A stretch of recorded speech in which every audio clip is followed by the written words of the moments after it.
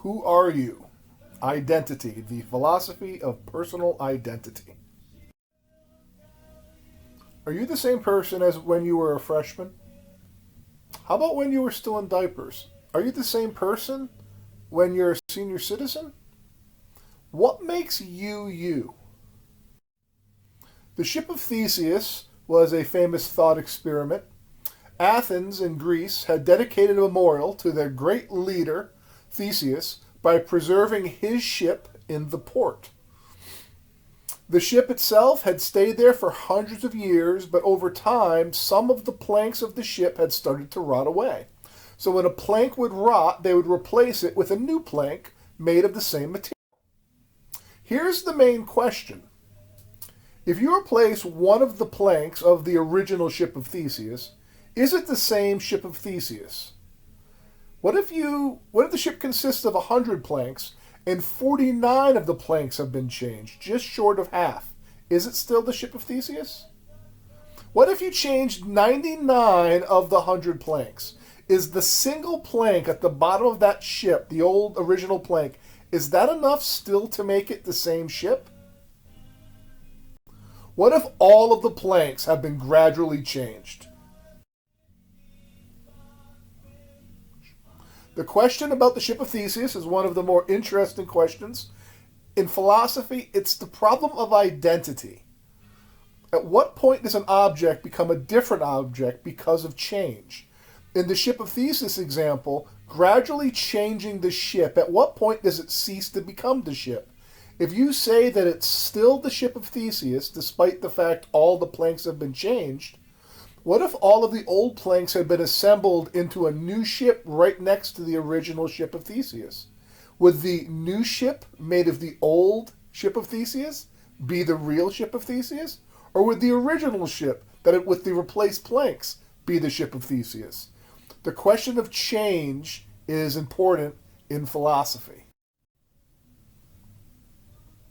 Some of you already realize this, but within 7 years, every cell of your body will die and be replaced.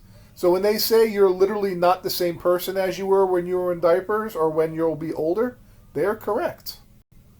Or are you the same person? There's a lot of different arguments used for what makes identity or what makes us us. The narrative view of self is one of them. Are we just the stories that we tell ourselves? Everybody within their head has a story about themselves. They're the only one who knows that story. They're the only one who's telling that story. They're the only one who can change that story. Are these stories of our lives, meaning all of the greatness that we have done that's not been recognized, or the woe is me story that most of us spend time in? Are we just those stories?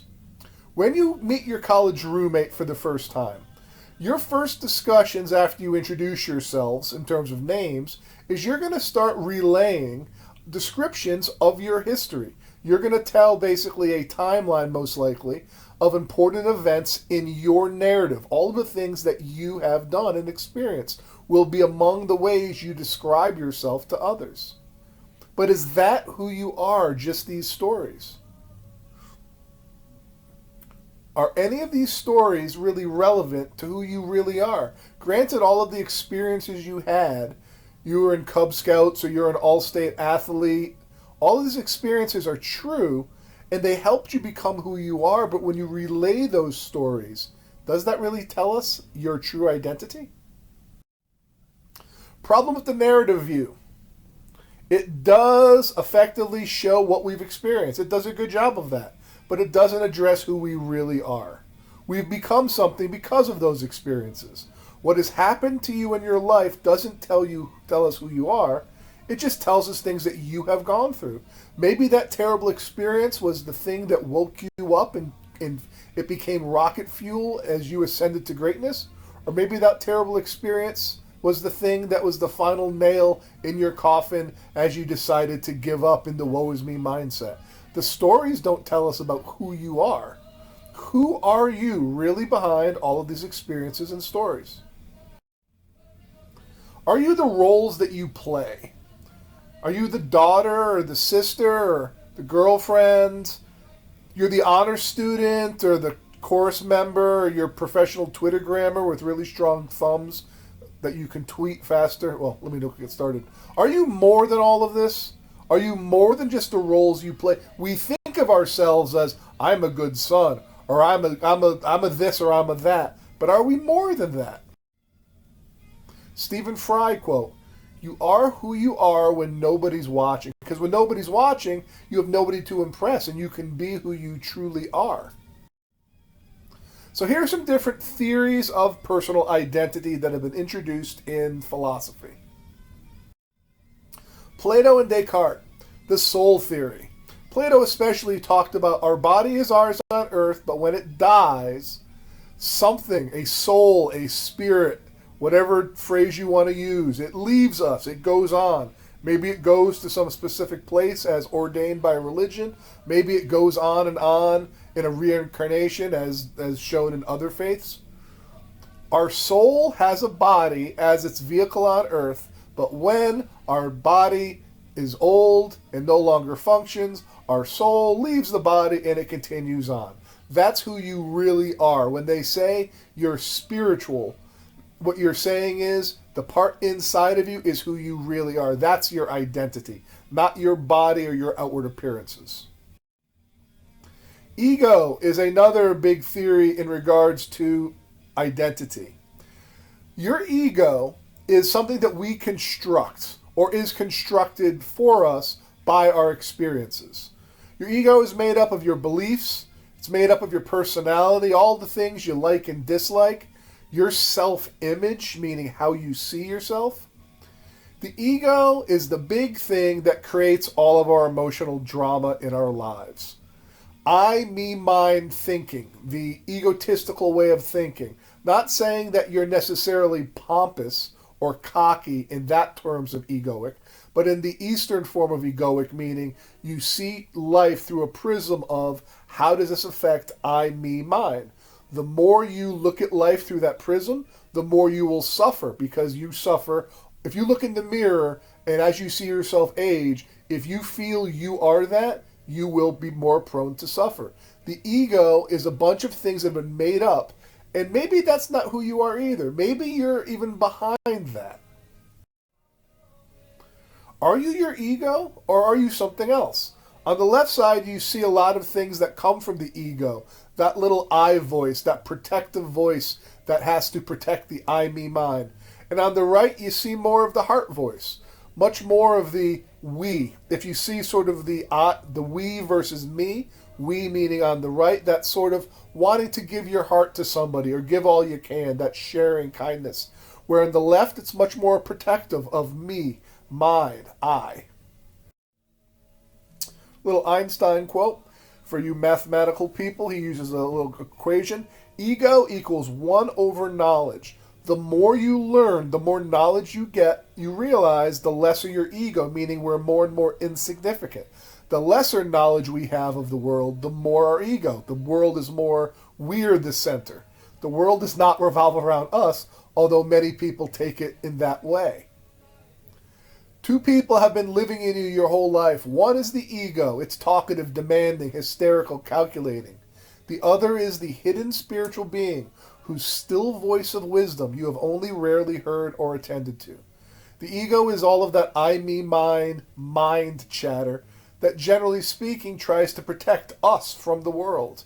That other voice is that intuition that really can only be heard when we stop the repetitive waves of our critical thinking. Advaita Vedanta and Indian philosophy, this takes a much further out there view.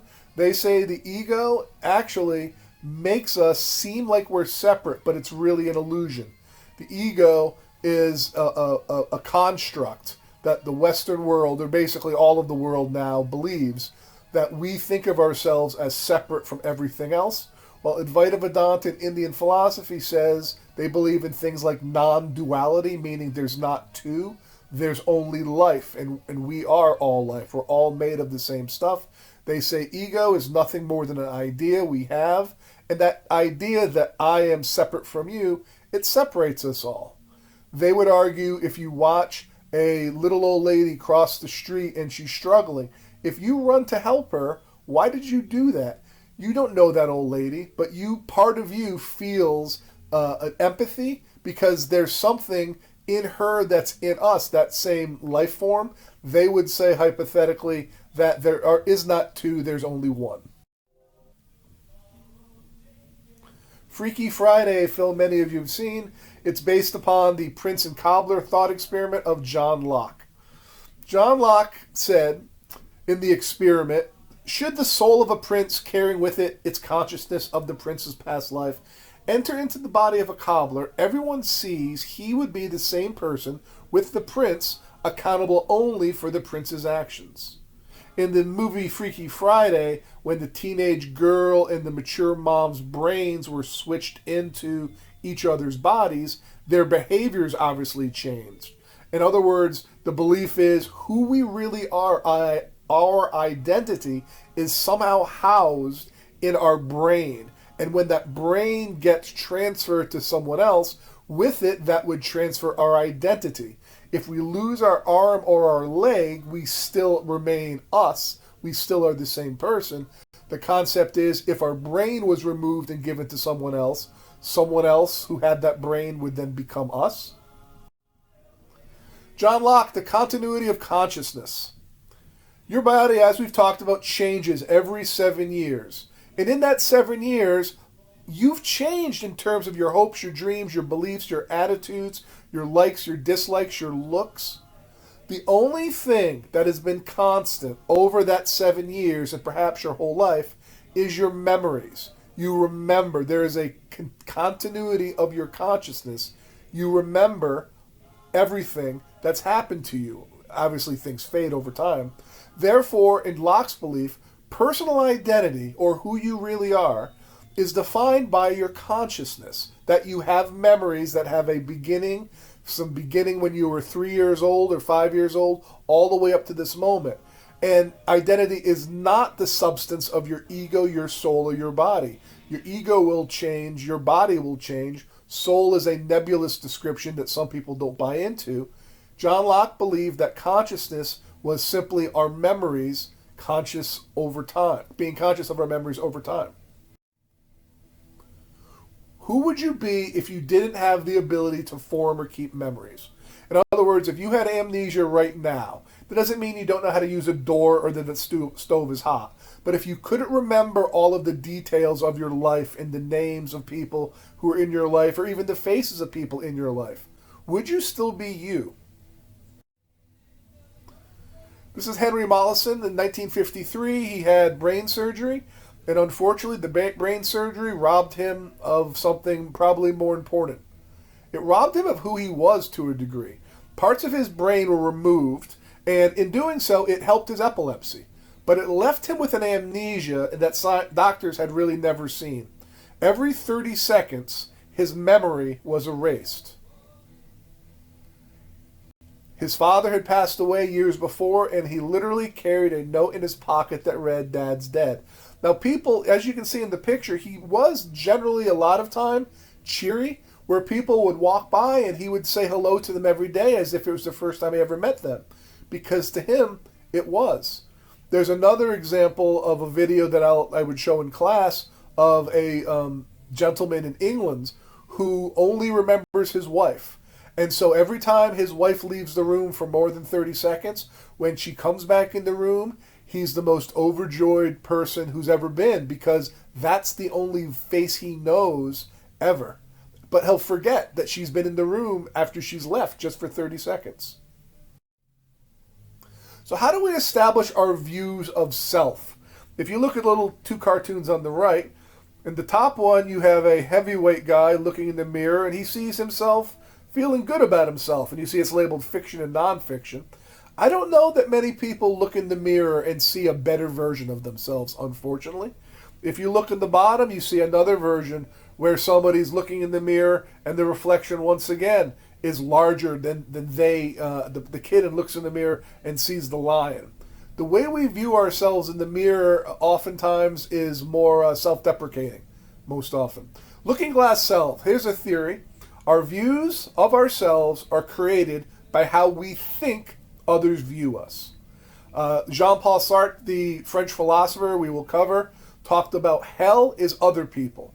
And what that means is we figure out who we are by who we think others think we are.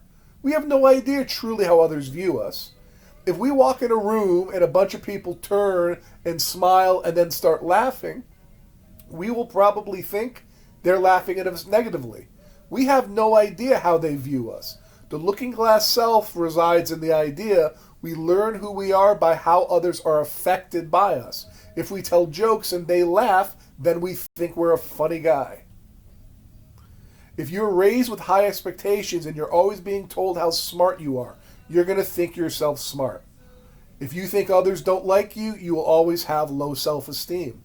Jack Kornfield says, when you walk in a room and you feel judged by others, that's you really judging yourself. Those are the questions in your own head coming forth. So the looking glass self begins to show you that for some reason we give others the ability to define who we think we are. The other concept is the Johari window. This is a useful way of truly understanding the self. It breaks it into 4 quadrants that we'll see in this next slide that people may or not be aware of.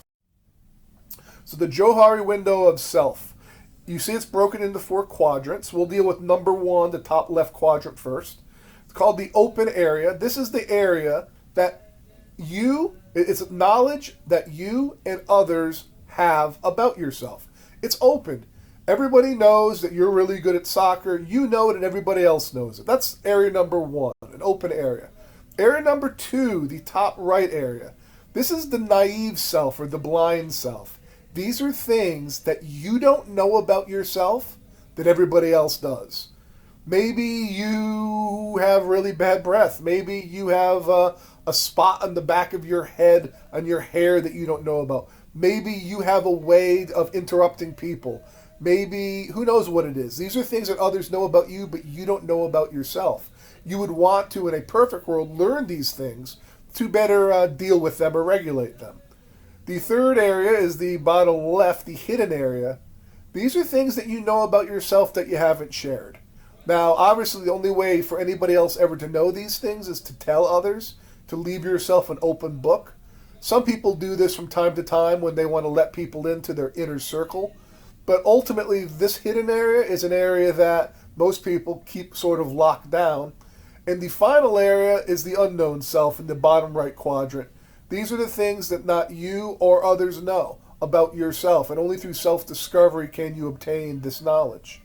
I think the most important concept here is number 2, that blind self. A lot of people, they have a large blind spot. They think of themselves very, very differently than how others think about them. Unfortunately, many times people think more down upon themselves than others actually view them. David Hume in the bundle theory.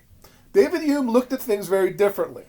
Now, that picture in the bottom, most people would say is a coin. But what David Hume says is features of objects are all that exists, not the object itself. So what does that mean? Something that is metal, shiny, round, and gold, we would call it a coin. But really, its features are all that really exists. Our mind has put together and bundled them together to create a coin. We have taken the features, things that are metal, shiny, round, gold. We've put them all into one sort of mental picture. We've bundled them together and we've said that is a coin. Hume said that imagine any object, and if you get rid of its qualities, that object no longer exists. We have bundled together things to create in our heads objects that have specific characteristics. Hume doubted that we have an identity through us that goes through our whole life. In other words, he said, we probably aren't the same person as we were when we were younger. He says really all we are is a series of temporary feelings and opinions and sensations which we then mistakenly bundle together into a personal identity of who I think I am. Hume says that we really aren't that unique, definable people that we seem to be when we look ourselves in the mirror, but rather, and here's his quote, we are nothing but a bundle or or collection of different perceptions, which succeed each other with an inconceivable rapidity, meaning very quickly we change our minds, and are in a perpetual flux and movements, meaning our mind is always moving in terms of our beliefs, our perceptions. That can't be who we are either. So who are we really? What do you think? Are we our stories and experiences? Are we our spiritual souls? Are we our roles that we play? Are we any of the other philosophical views? Please write journals. Thank you so much for watching.